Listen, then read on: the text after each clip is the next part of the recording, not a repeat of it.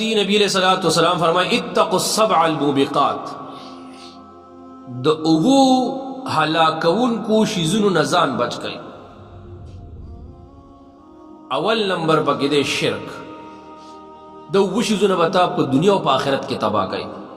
د ټولو نه پهله پکې دی شرک، چې شرک د ټولو نه عظیمه بیماری ده او د ټولو نه لوی ظلم دی الله سره په ذات یا په صفات کې شرک کول. دویم نمبر جادو، چې سحر کفر دی. په قرآن کې الله غي ته کفر ویلي وما کفر سلیمان علیہ السلام کفر نه دی کړی، مطلب سلیمان علیہ السلام جادو نه دی کړی. که هغه جادو کړی وی جادو خو کفر دی. د جادو مختلف صورتونه دي، څوک یې په کوډو کې کوي، څوک یې په ستنو باندې کوي، په ګوډاګو باندې خلق کوي. دې ته وایي سفلي عمل. سفلي عمل مطلب ګنده عمل. دا پنجابیان تبامړي دی د خدای هدایت وکړي په دې مقبرو کې ناستي او مختلف ګوډاګي ورسره، نو دی د ډېر زیات خیرنوالي د وجه نه لامبا پې فرشي وي او لامبینا مونځ نه کوي.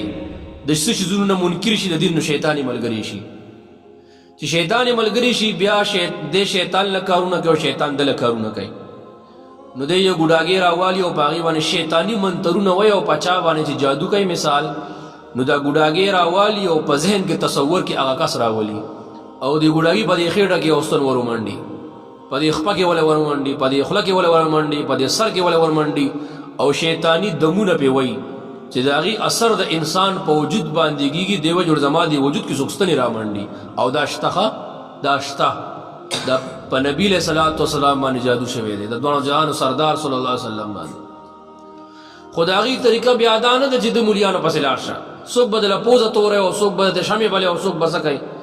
د هغې طریقه دا چې بس کور کې په ځان باندې د آخرني دو صورتونه ووایه، قل اعوذ برب الفلق او قل اعوذ برب الناس. د ټولو جادوګرانو د لاس خلاص تا ته څوک سم نشي ویلی او د ښځو پیریان نشته. بس دا غلنډه خبره ده. په ښځو چې کوم پیریان نه دي دا پیریان نه دي، ځکه دا پیریان هم په دې ښځو کښېني، په سړو کلم کې نه ناسته.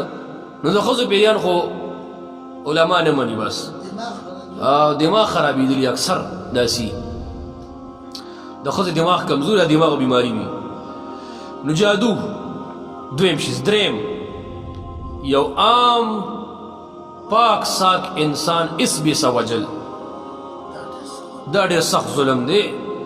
د یو انسان زندگی ختمول دا الله ډېر سخت غصه کوي چې الله هغه له ژوند ورکړی دی او کمعقل سړي اتر هلکې او ته د هغه زندګي ختمې، ته ځان ته خدای وې.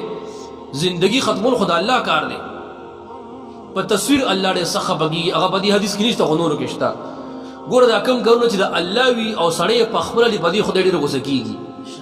د تصویر والا کس ته به الله په قیامت کې وایي چې خطا تصویران جوړوله او شکل جوړول خو زما خاصه ده. دا کوم تصویر چې دې جوړ کړی دی شا په دې کې اوس ساه واچوه، ساه خو پکې دې نشي اچولی که نه.